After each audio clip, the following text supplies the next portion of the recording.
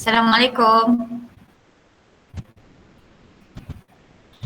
Waalaikumsalam Umi.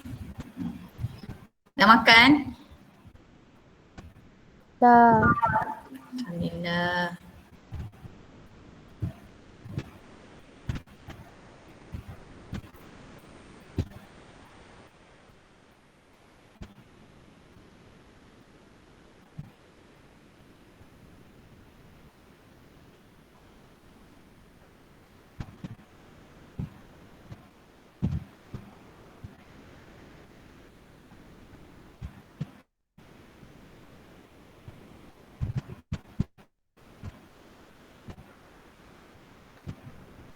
Okay, ada 14 orang. 13 je. Lagi berapa lagi? 13 ada lagi 6 orang.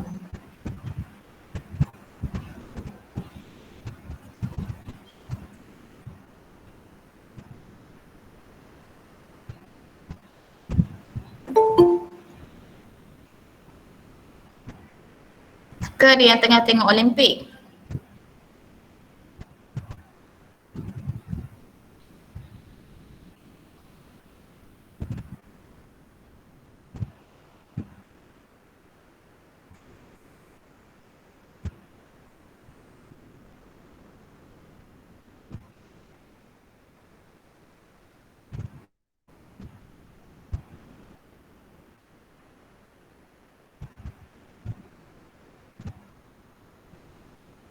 Ada 4 orang lagi.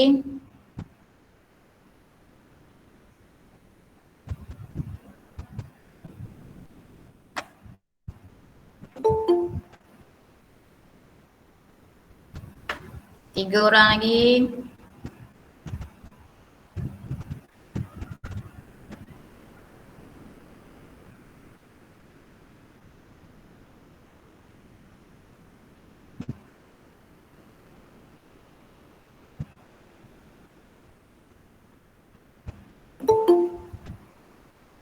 Dua orang lagi.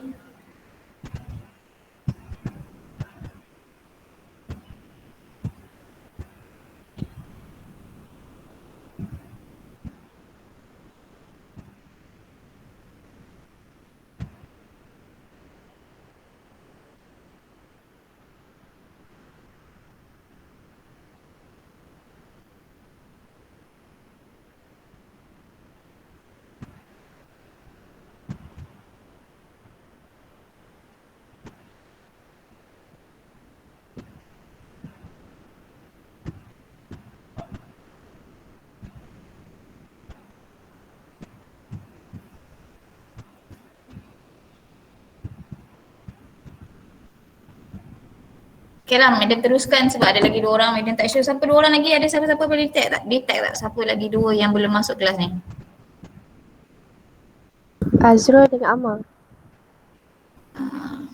Madam rasa kelas hari tu pun Azrul tak masuk kan kelas Madam? Hari Ahad.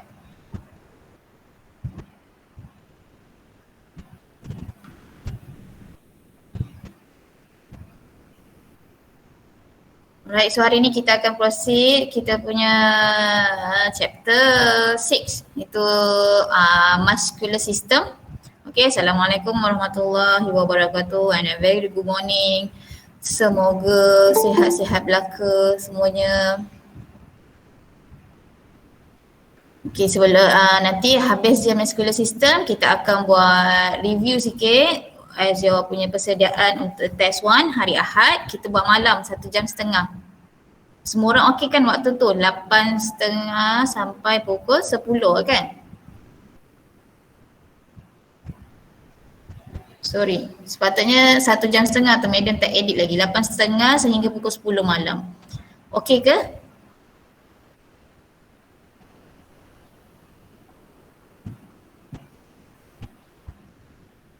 Okay, Madam. Okey lah.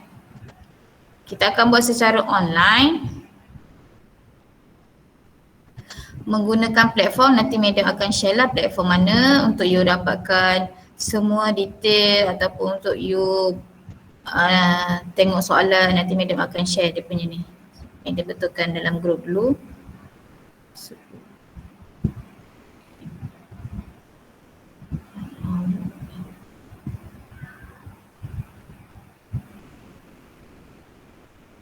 Okey.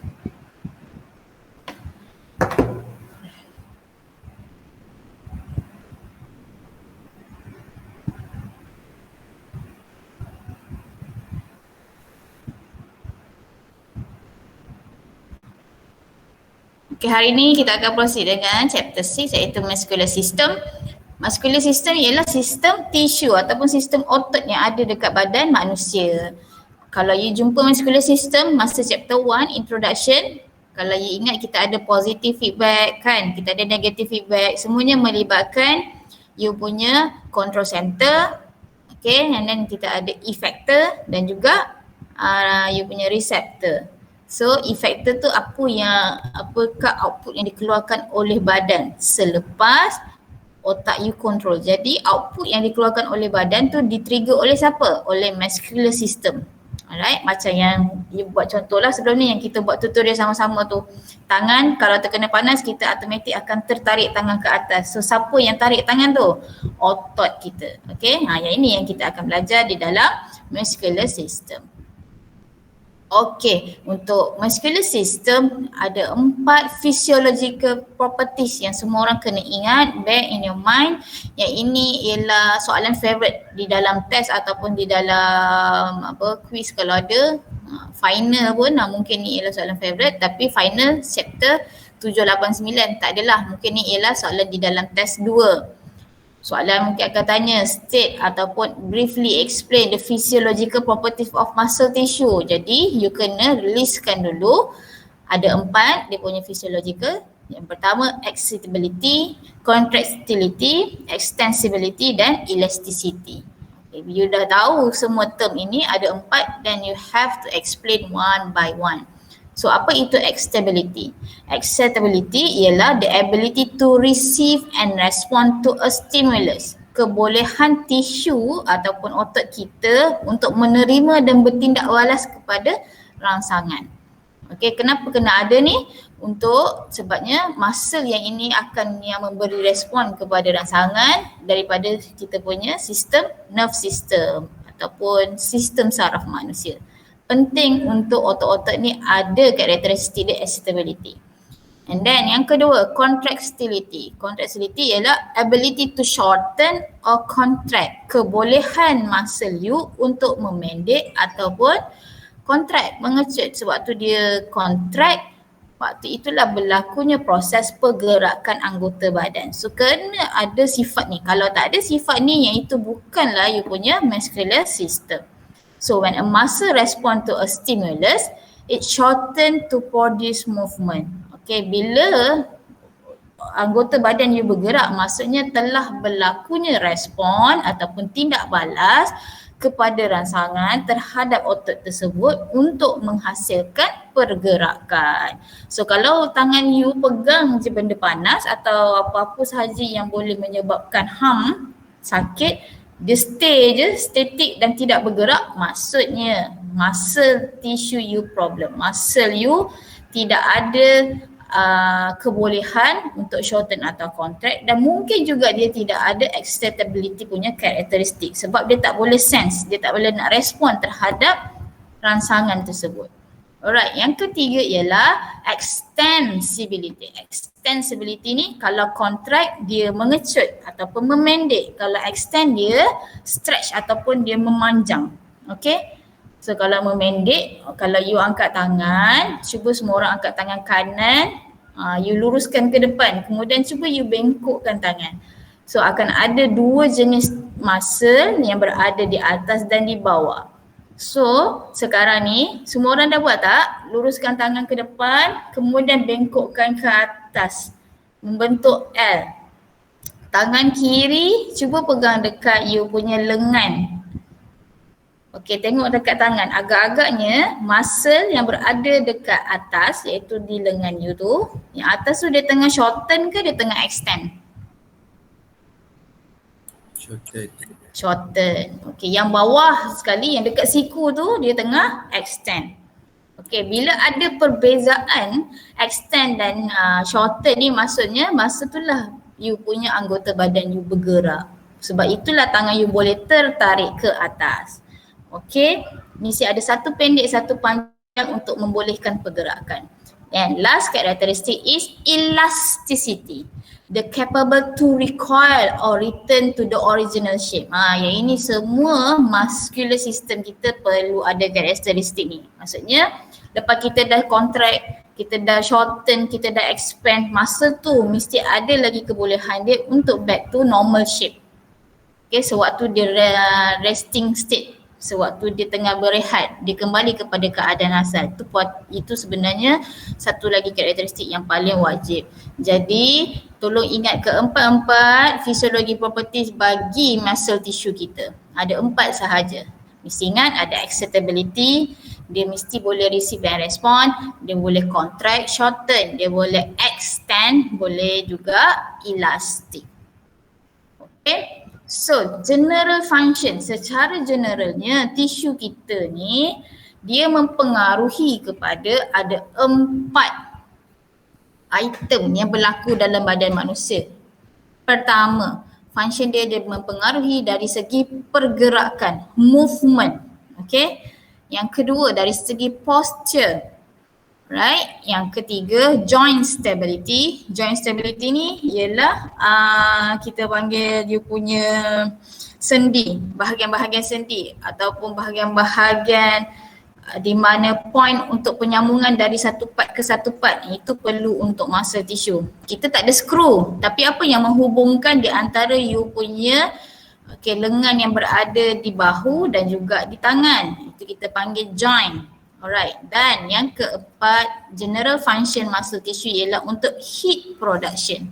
Bagi orang yang mempunyai tisu yang berlebihan, kebarangkalian atau possibility dia untuk memiliki metabolisme badan yang tinggi ialah sangat-sangat tinggi. Metabolisme badan ialah heat production juga. Bila you banyak tisu, maksudnya banyak progress, dia boleh memerangkap haba. So ini ialah jenis-jenis tisu yang ada pada badan manusia. Kalau you perasan, kita jumpa juga jenis-jenis tisu ni dekat chapter cardiovascular system.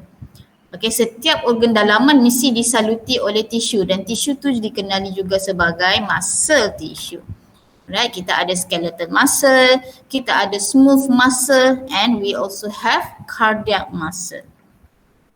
Smooth muscle ni dekat mana? Hasilnya dia ataupun kat mana kita boleh jumpa smooth muscle? So located in the walls of hollow visceral structure. Visceral structure ni maksudnya di organ-organ you yang lembut, such as blood vessel, stomach, intestine and the bladder. Kat sini kita selalu jumpa smooth muscle. Involuntary by nervous system hormone and chemical, they are non-striated. Can undergo hypertrophy. Maksudnya tisu smooth muscle ini dia boleh growth. Maksudnya dia boleh membesar, dia boleh membiak. Alright. And then we have a cardiac muscle.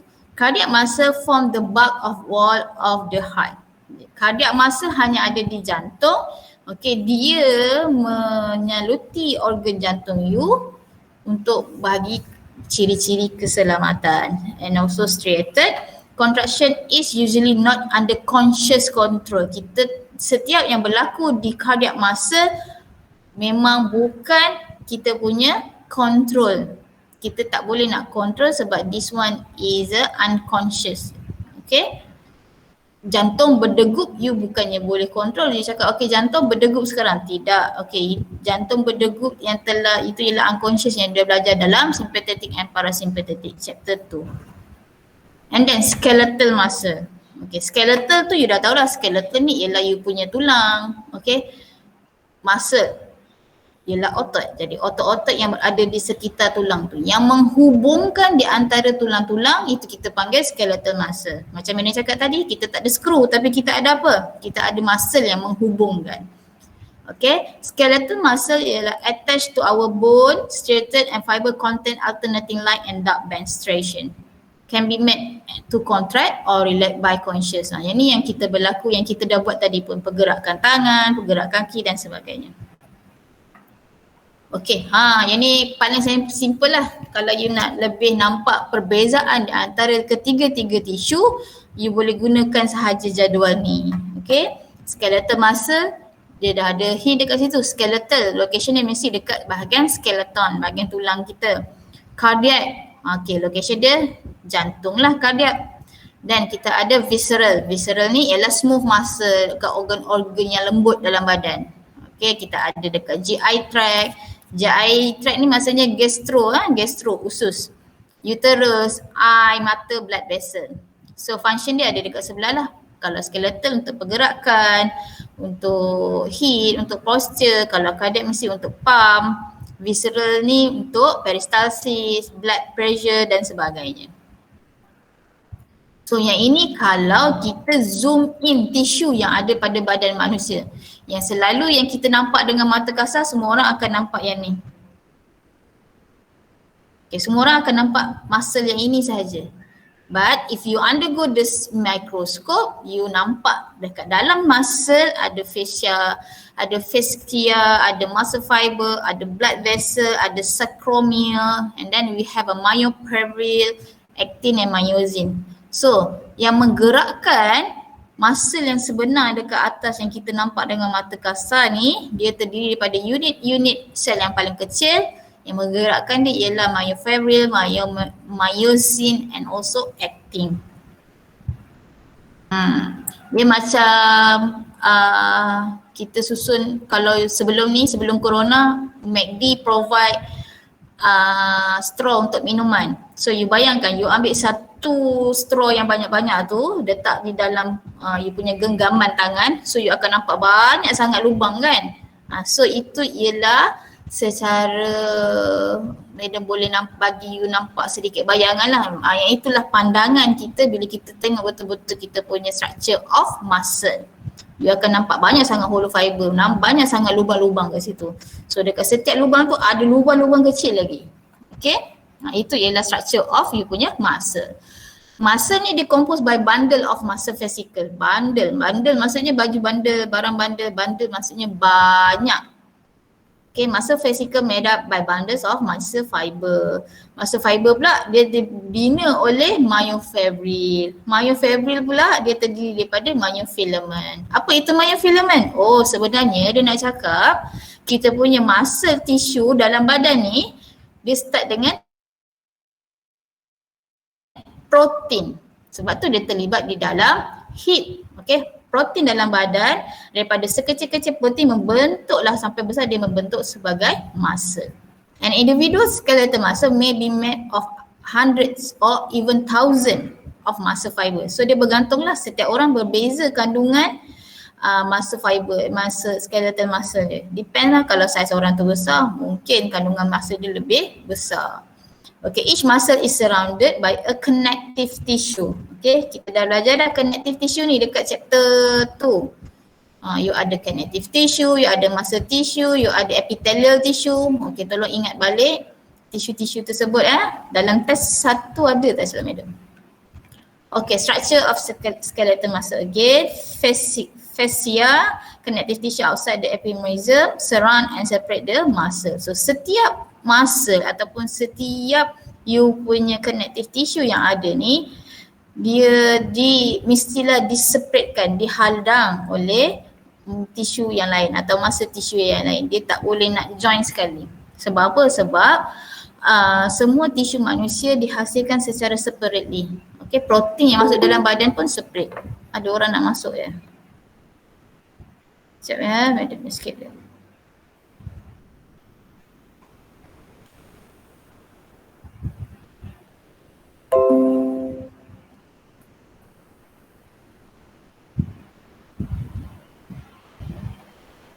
Okay, so secara simple kita boleh kata the sheath start daripada epimysium, premisium dan juga endomysium.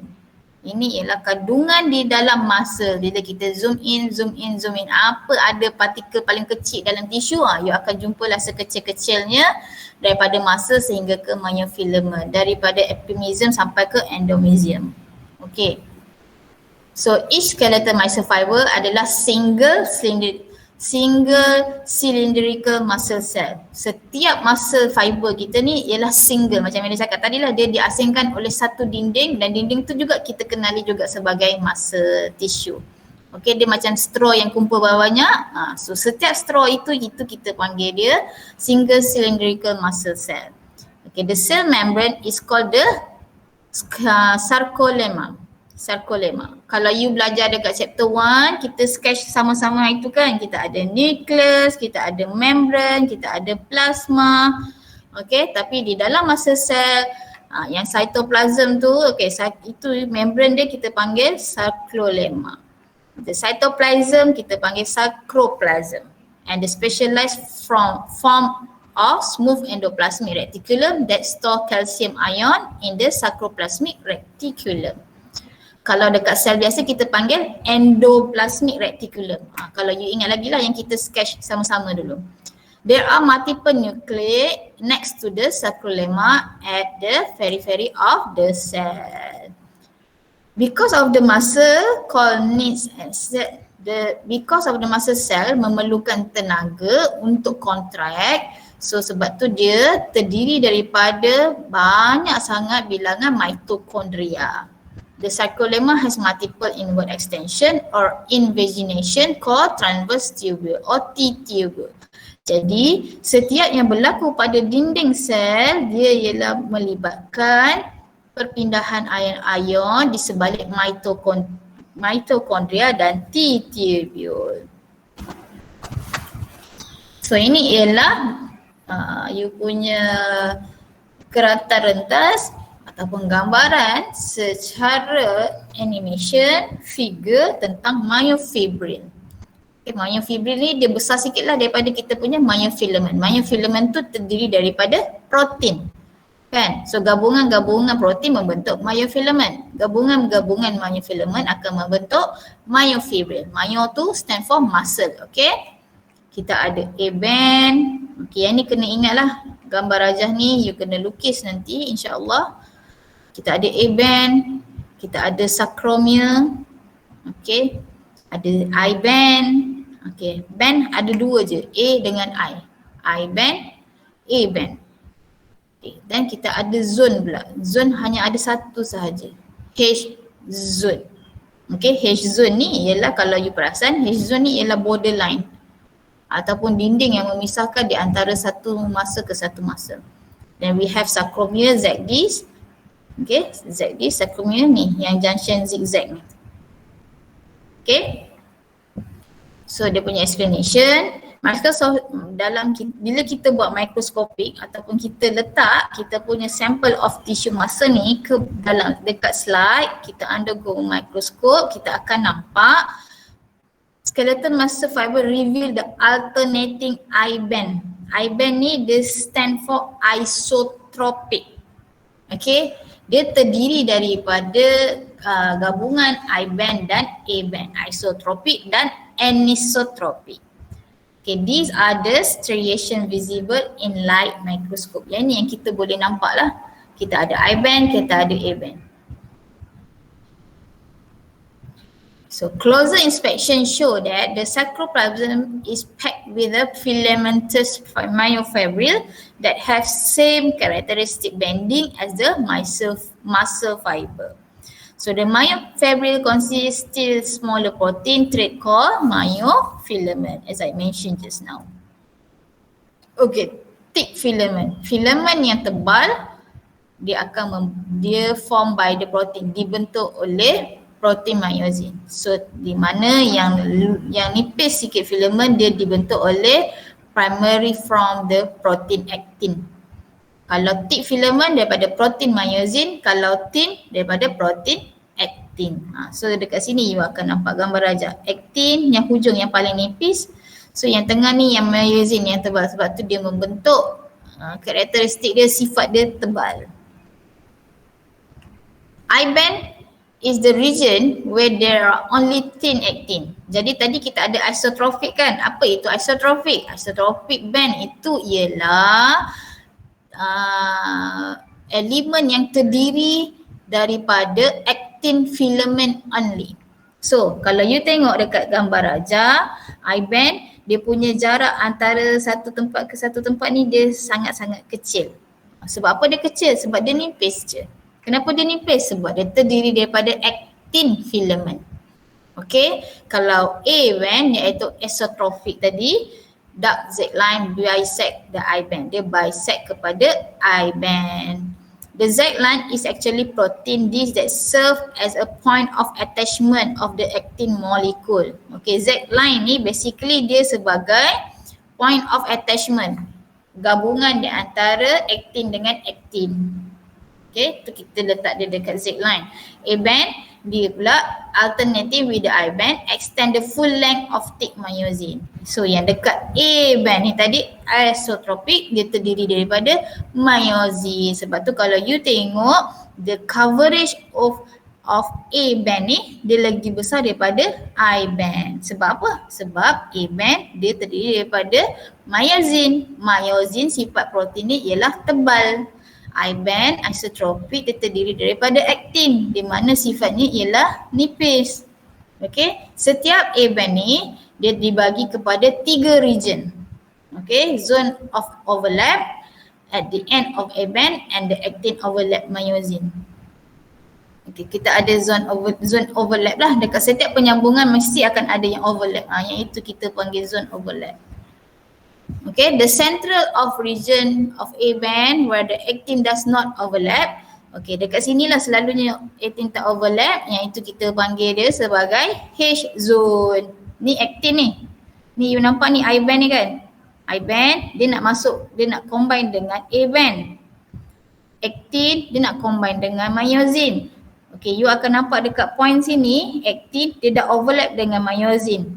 Yang ni kita panggil zone overlap. Tapi kalau you nampak secara detail lagi, you akan jumpa actin, myosin dan actin. Dia separate, clearly separate. Yang itu kita panggil H zone ataupun M line. Tak ada apa pun. Dia tidak ada overlap yang berlaku. Dia stay at their place. Okay, bila tak ada apa-apa overlap, itu kawasan tu kita declare as H zone. Okay. So yang inilah yang berlaku. Yang ni, yang you nampak ni, yang kita nampak ni dalam keadaan relax, tiada apa-apa action. You akan nampak lah I band ni stay ni. Bila kita contract, you akan nampak dia punya jarak overlap tu akan lebih panjang lah untuk shorten.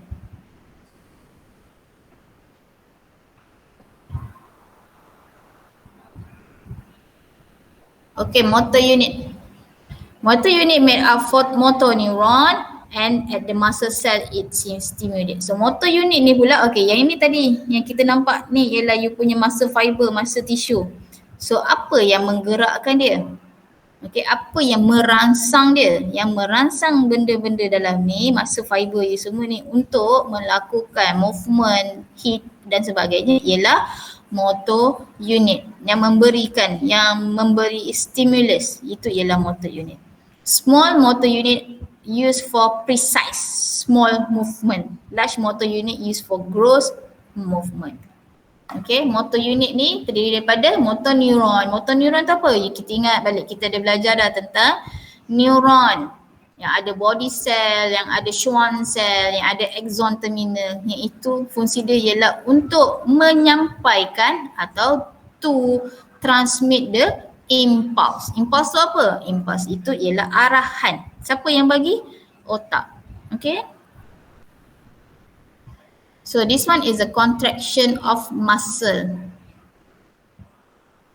Contraction of muscle ada 3 phase. Kita ada latent, kita ada contraction and relaxation. So latent ni biasanya kita tak nampak pun shortening of the muscle. Okay, contraction kita dah nampak contraction, speed of contraction. Maksudnya berlaku pemendekan, shorten of your muscle. Relaxation, return to original length lah, back to normal shape. Ni kalau kita tengok muscle contraction, kalau kita view, madam, kita nak tengok muscle kita punya pergerakan macam mana? Ada tak device? Ada, kita boleh gunakan kita punya BIA, body mass index kita punya machine lah. Ada, nanti you tengok dekat mana kita boleh tengok muscle itu bergerak, contraction dengan relax.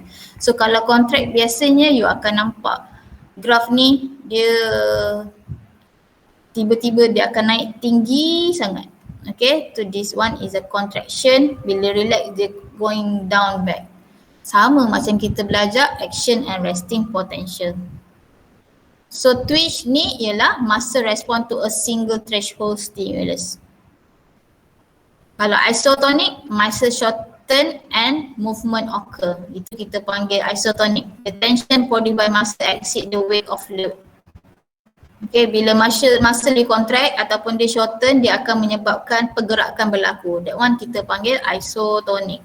Kalau isometric maksudnya tak ada langsung shortening dan pergerakan. Yang tu maksudnya tangan you tengah relax. There is no movement. That one is isometric. If there is a movement and shorten of muscle, there is a isotonic. Okay, tripe. Bukan Mbappe ni tripe.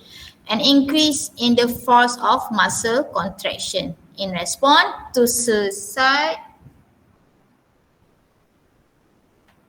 successive threshold stimuli of the same intensity. Apa itu tetanus? Semua orang pernah dengar tetanus tak? Pernah. Apa tu yang you selalu pernah dengar tetanus tapi tak tahu apa dia. Tetanus ni dia ialah muscle you stimulate at the increasing faster rate. The relaxation time become shorter and shorter. Tetanus ni dia continuous temporal summation. If a second stimulus is applied during the relaxation phase, the second twitch is stronger than the first. Macam orang kena sawan lebih kurang macam tu. You akan nampak dia keep gerak makin lama makin laju. Itu kita panggil tetanus lah. Dia ialah form a multiple wave of summation. The combination of multiple wave summation. Fatting. Apa itu fatting? The muscle is no longer available to sustain tension. So fatting ni selalunya dia berlaku kepada atlet lah. Dia dah tak boleh nak sustain lagi dia punya pergerakan. Okay. Dia punya tension, tegangan dia dah tak boleh nak sustain lagi. So dia ada defect. So you akan jumpa perkataan fatting lah, lack of ATP, dia dah tak ada tenaga. ATP ni stand for energy. So type of muscle fiber, kita ada white muscle fiber yang you tengok banyak-banyak muscle tadi tu. Okay, kalau kita zoom in, kita nampak dia seperti sel, you akan nampak dua colour je. You takkanlah nampak secara clear sangat kan. Tapi kitanya scientist telah declare our muscle fiber is divided into two type of color muscle, which is white and red. So apa beza dua benda ni? Kita boleh nampak dekat dalam table ni. Red muscle fiber dia half diameter. Red muscle ni dia lagi kecil daripada white. Merah lagi kecil. Jadinya yang red lagi satu, dari segi perbezaan yang kita boleh nampak, dia colour dia due to large quantity of myoglobin. Okay. Red muscle dia punya kandungan myoglobin dia lagi besar ataupun lagi banyak compare dengan white muscle. White muscle ni dia rendah je. So dekat red muscle juga terdiri daripada banyak mitochondria. Kalau dekat white muscle fiber sikit saja.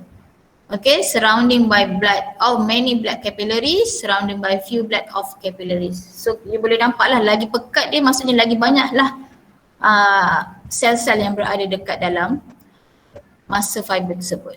So ada a few, boleh tengok lah. Yang ni sama juga, electrical propagation.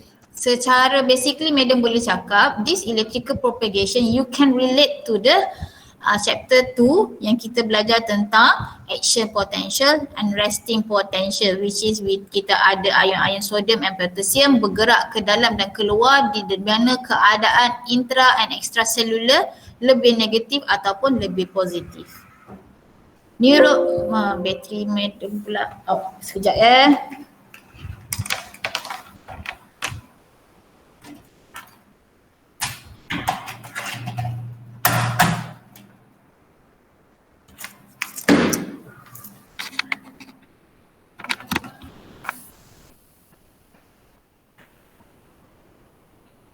Okay, so untuk electrical propagation kita ada neuromuscular junction di antara motor ending dengan muscular fiber. So we also have a axon terminal. Axon terminal ni dekat kita punya neuron lah. And then motor end plate, synaptic cleft. Okay, a nerve impulse action potential is propagate along the axon of a motor neuron. Ni axon terminal kita ni. Dia seperti pump air. Okay. When it reach to axon terminal, it causes a voltage gate calcium C plus channel to open and causing a C plus to flow into the axon terminal. Okay, apa yang berlaku kalau you boleh flashback balik chapter 2 yang madam cerita bila intracellular cell berada lebih negatif. So apa ion yang berada dekat dalam?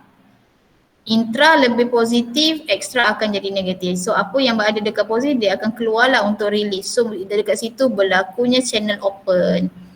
The channel, tapi untuk this one, these channels are not always open because dia bergantung kepada positive and negativity of the channel in itself.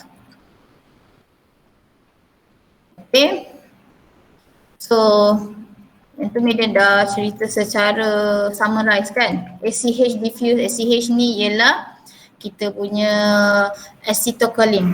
Okay, acetylcholine combined with narcotic receptor as a metabolism acetylcholine receptor ACE. So yang ni dia nak keluar masukkan ion-ion sodium dan potasium dari dalam muscle ke luar muscle. Pergerakan itulah yang akan berlakunya depolarization, hyperpolarization dengan polarization. The action potential is propagate over the surface of the entire muscle fiber, sarcolemma. Yang ni kalau you ingat sarcolemma ni tadi dia fokus kepada you punya membrane dekat dalam muscle cell and move into a fiber along transverse tubule, T-tubule yang madam sebut tadi. Okay, so this one is the explanation yang paling ringkas untuk gambar rajah yang nampak. Action potential dia akan sampai dekat axon terminal, kemudian ion-ion kalsium akan masuk dalam axon terminal tersebut. Okay, apa yang berlaku seterusnya bila ion dah masuk di dalam axon terminal, acetylcholine is then released into the synaptic cleft. Synaptic cleft kalau semua orang tak nampak tadi. Ni tak clear sangat. Synaptic cleft ada kat bawah ni lah. Okay. You punya synaptic cleft. Ni you punya axon terminal. Dia membawa ion. Dia sampai sini ion pun turun. Ion turun maksudnya ion keluar. Dia masuk dekat you punya axon terminal ni. Okay. Kemudian motor end plate is depolarized. Motor end plate ni dia akan depolarize when acetylcholine bind to the receptor site in chemical gate channel, causing the influx of sodium ion and flux of potassium ion. Okay, dia cerita dekat sini apa yang berlaku ialah, okay kita tengok gambar aja ni lah. Ini you punya tadi kelas tadi kan, ion dibawa sampai ke axon terminal, kemudian ion tu keluar masuk ke dalam axon terminal. Lepas dia dah bawa keluar, beradanya kat sini memang dia dah origin have a acetylcholine. Dia akan combine dengan you punya receptor. Okay, receptor yang mengesan tadi. Katalah kita kesan, kita bagi situasi panas. Okay, so receptor kesan panas, axon terminal akan hantar impulse. So impulse tu dia akan membawa ion-ion sodium potasium berada berhampiran dekat synaptic gate ni. Okay, dia dah sampai sini, akan berlakunya perpindahan ion keluar. Okey, dia akan menyebabkan gate U terbuka atau tertutup. Kalau tutup maksudnya dia tengah depolarize lah. Kalau dia polarize dia terbuka, keluar dan masuk. Dia pertukaran ion keluar, pertukaran ion masuk. Impuls keluar dan impuls masuk. So AP propagate along the sarcomere down the T-tubule. So dia transmit lah, dia proses keluarkan ion tersebut. Kenapa perlu keluarkan ion tu? Sebab kita nak adanya pergerakan, movement of muscle. If not, muscle you akan stay je. Walaupun panas dia duduk situ diam je. Size dia tak berubah, dia tak shorten, dia tak enlarge. Right? So the calcium ion released from the terminal cisternate into the cystole triggering muscle cell to contraction. Tu macam cakap tadi, Kalau tak ada perpindahan ion tadi, muscle you akan stay sahaja, dia tak contract dan tak ada pergerakan. Maksudnya tadi you tak capai 4 karakteristik awal muscle. Acceptability, contractibility, acceptability dengan elasticity. 4 benda tu tak ada. Sebab proses neuromuscular junction you tidak berlaku. Faham?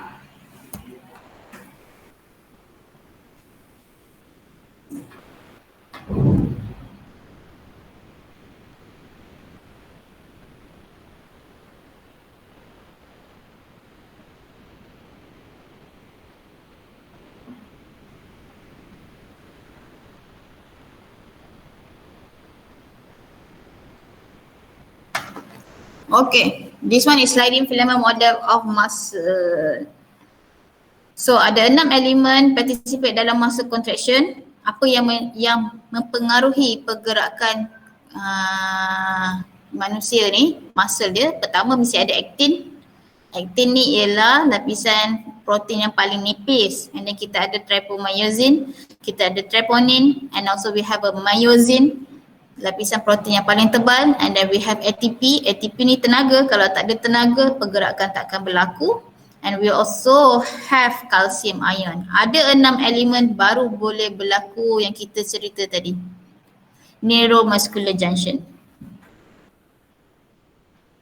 Ni Medan dah sebut tadi lah, thin myofilament, iaitu actin. Okay, ni you boleh baca sendirilah. Actin ni major subunit, trypomyosin stand of wrapping. Trypomyosin ni, okay, ni ibarat macam ni you bayangkan yang bulat-bulat actin ni ialah buah anggur.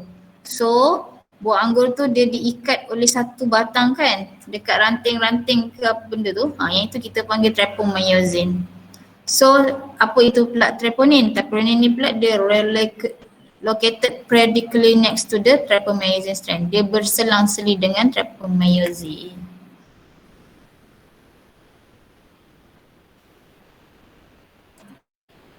Okay. Tip myofilament ni dia made up by chiefly by protein myosin. Dia ada kepala dan dia ada ekor. Ni kepala, yang ini ekor. Okay, yang ni kalau kita zoom in you nampak lah myofilament dengan myosin ni, filament. Mechanism of muscle contraction and relaxation. Okay, ni soalan favorite juga. Apa yang berlaku sewaktu contraction of muscle dan relaxation of muscle? So sliding filament mechanism muscle, thin filament. So kalau shorten muscle ini ialah contraction. You akan nampak thin filament dia. Okay. Yang Madam kata thin filament ni tadi berada dekat mana? Actin. Kita comparekan dengan A band dengan I band. Yang ini ialah A band, yang hijau ni ialah A band, yang purple ni ialah I band. I band tu isotropic kan? Dia nipis. Yang ada actin. Okay, dia shorten muscle. Kalau you nampak shorten, kalau nampak gambar macam ni, dia tengah contract. Kalau you nampak menjauhi, actin dengan actin menjauhi, you nampak dia punya ni lagi luas, lagi lebar, lighten the muscle, this one tengah relax. Okay, so yang ni dia punya explanation sikit lah. Resting condition, trypomyosin strand wrapping and the binding site of actin molecule and block the actin.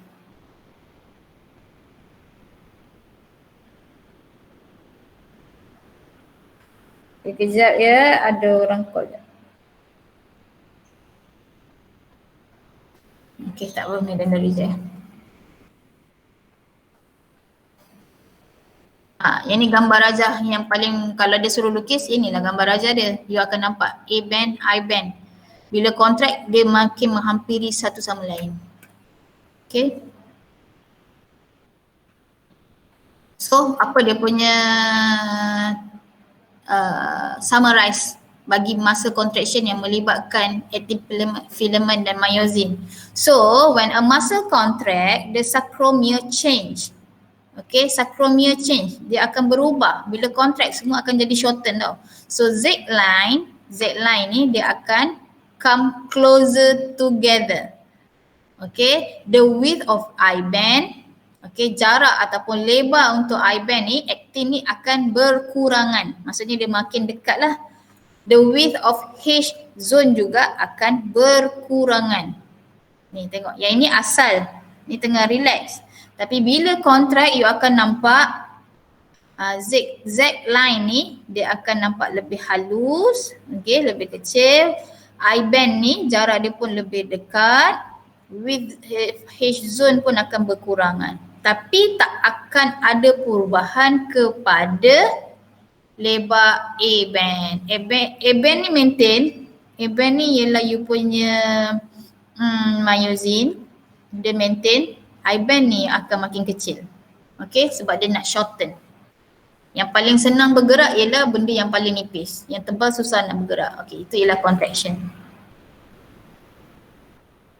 So, kalau untuk relaxation pula, you boleh refer yang ni. A-band dia tak berubah juga, tebal. Kita susah nak ubah benda yang tebal. Jadi, H-zone ni akan lebih besar, I-band lagi lebih jauh, Z-line pun akan further apart, akan menjauhi juga. Itu maksudnya tengah relax. So, ini contoh kalau macam mana kita nak measure, macam mana cakap, benda ni you boleh nampak. Tapi dengan menggunakan device apa yang you boleh tengok pergerakan masa? Antaranya ialah EMG. EMG tu ialah electromyogram. Dia menggunakan teknik elektrod ditampal kepada spotted area. So you aim dekat mana? Bicep dengan tricep. Kita akan letaklah sensor tersebut kepada bicep dan tricep. So bila you bergerak, you angkat tangan, akan nampak graf macam ni. So itu berlakunya pergerakan contraction of muscle. Dan you nampak dia relax and then contract lagi. Itu yang akan berlaku. Okay. Ada 3 faktor yang mempengaruhi signal EMG tersebut, iaitu velocity of shortening, fatting dan juga reflex activity. So sama. Yang ni you akan nampak lah contoh dia. Macam you angkat dumbbell, semua tu kita boleh measure menggunakan EMG. So ni ialah prosedur dia. Type of EMG kita ada fine wire and then we also have a needle. Needle ni dia nak trigger, dia nak cocok dekat muscle supaya muscle tersebut menerima rangsangan stimulus. Bila ada stimulus baru ada pergerakan. Okay. So ni dia punya advantages and disadvantages. Sangat-sangat sensitif dan sangat-sangat juga tak sensitif juga. Okay, bergantung. So, selain daripada tu kita ada elektroterapi. Yang ni method ni untuk kita nak buat treatment, rawatan. Kalau yang tadi kita nak diagnose, EMG for diagnosis. Kalau terapi untuk rawatan. Okay, ni boleh baca sendirilah. Ada soalan?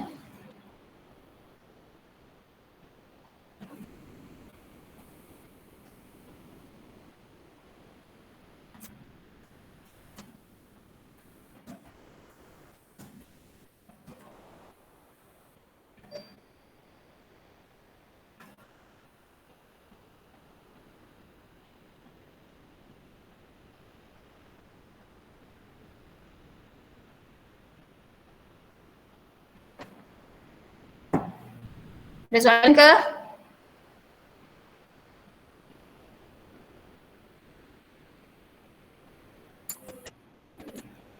Okey, tak ada.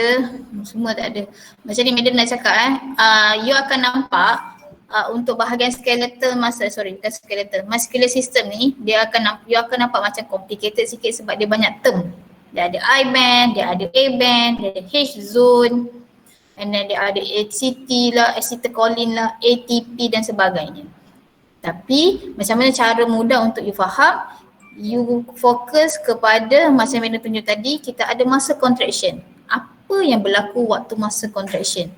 Yang you kena highlightkan ada 4 point tadi, I-band, A-band, yang A remain unchanged, yang you fokus yang itu. You faham betul-betul apa yang dimasukkan dengan I-band, apa yang dimasukkan dengan A-band, apa itu H-zone, apa itu Z-line.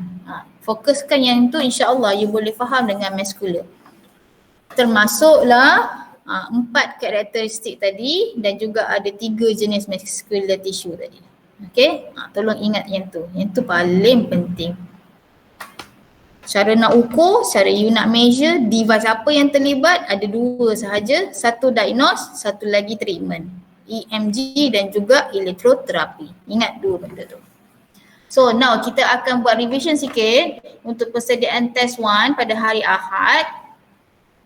Okay. So pastikan semua orang you tahulah cara untuk, bukan tahu cara lah. Ya Intan, kenapa?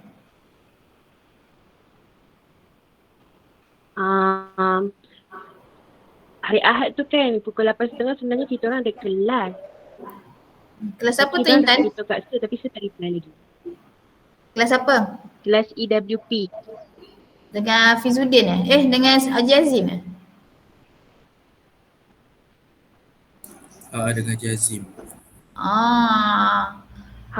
Ada kelas Sepatutnya kelas. gabung kelas. Tengoklah nanti macam mana, nanti update dekat madam. Okay.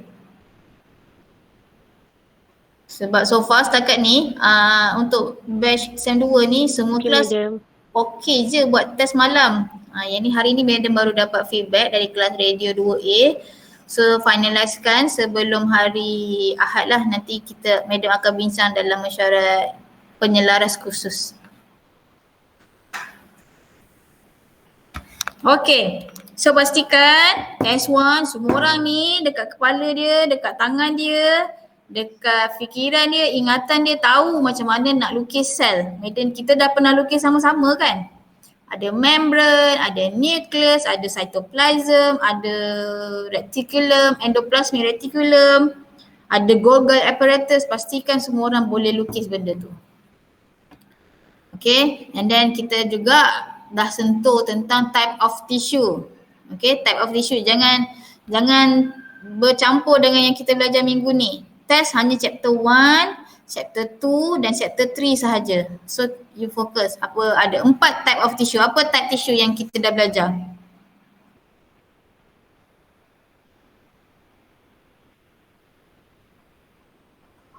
Muscle tissue.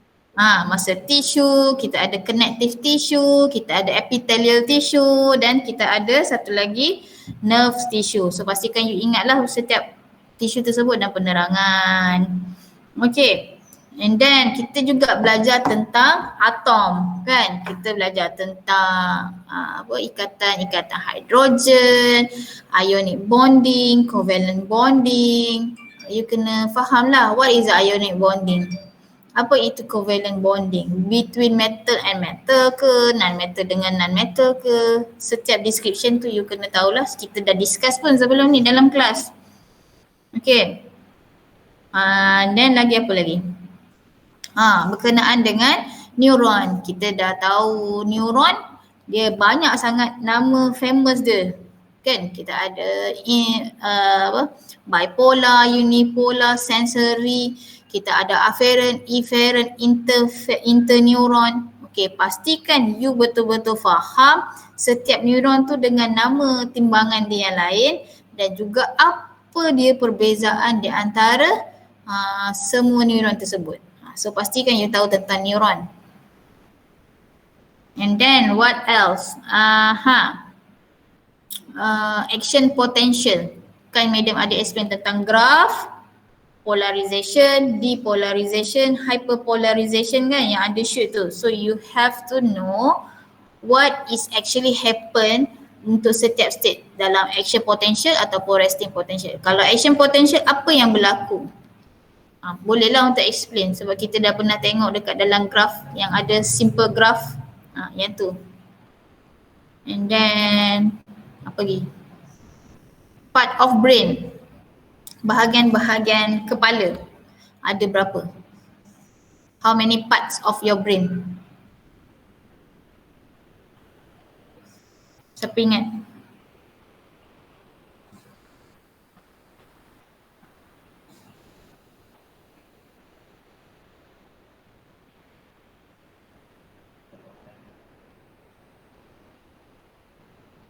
Tak ingat?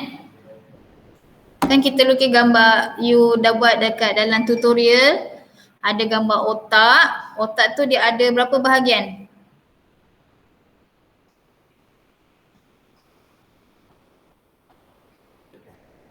Empat. Apa dia? Apa dia? Aina dia dah type ada 4. So what is the 4? Cerebellum, medulla oblongata, Okey, lagi satu. pineal gland. Sekejap. Apa? Sekejap.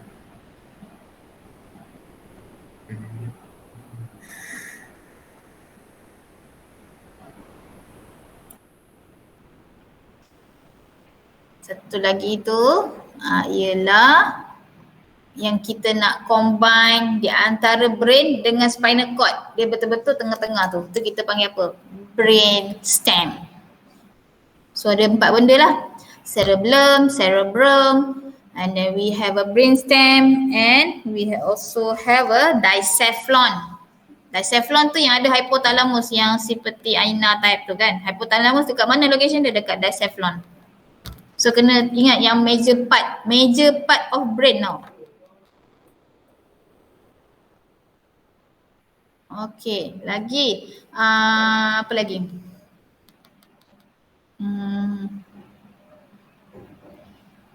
Okay, you kena tahu jugalah function spinal cord. Alright, apa function spinal cord? What is the main function of spinal cord? Anyone?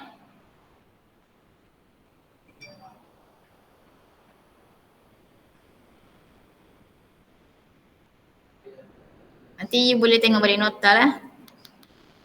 Function spinal cord, conduction pathway dan juga sebagai reflex center. Okay, lagi apa lagi? Waktu kita pergi kepada chapter 3 pula. Chapter 3 hormon.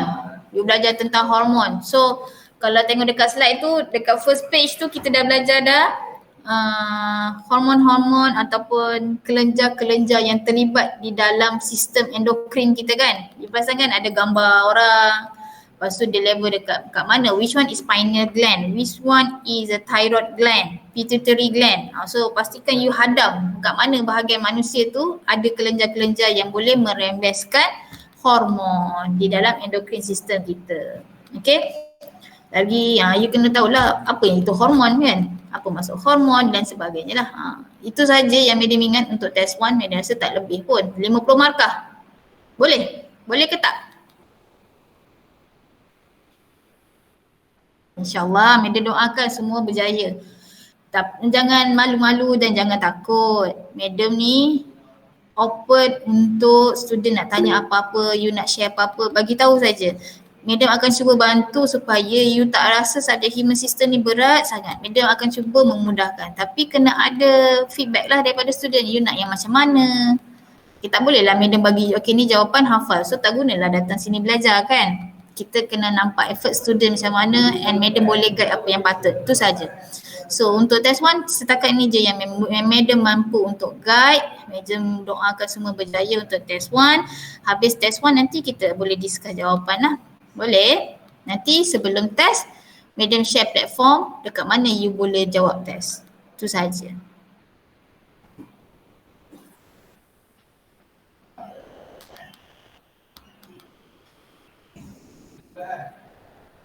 Okay kelas. Madam rasa tu saja, dah pukul 12 pun. Madam doakan semua orang berjaya dengan cemerlang untuk test 1. And then kita jumpa lagi untuk test 2. Test 2 pun Madam buat soalan, final pun Madam buat soalan. So soalan kalau Madam buat mesti senang. InsyaAllah. Okay, so Madam minta maaf ada yang terlebih dan terkurang. Kita jumpa hari Ahad nanti pagi. Kita tengok Madam akan update from time to time lah kelas kita macam mana. Sebab minggu ni dan minggu depan Madam terlibat dalam semakkan dokumen bagi pelajar baru. Macam Madam share tadi lah. Tadi baru habis sesi dengan Cik Man. So lepas ni Madam nak continue semakkan dokumen. Hari Ahad nanti Madam update kelas kita macam mana. Okay? Dan you kelas please update Madam juga adakah pada Ahad malam tu available untuk kita buat test. Madam? Ya saya. Boleh tak nanti saya nota bab 6? Boleh. Madam share sekarang juga. Okay. Okay guys. So itu saja. Terima kasih banyak-banyak. Assalamualaikum. Waalaikumsalam. Thank you Madam.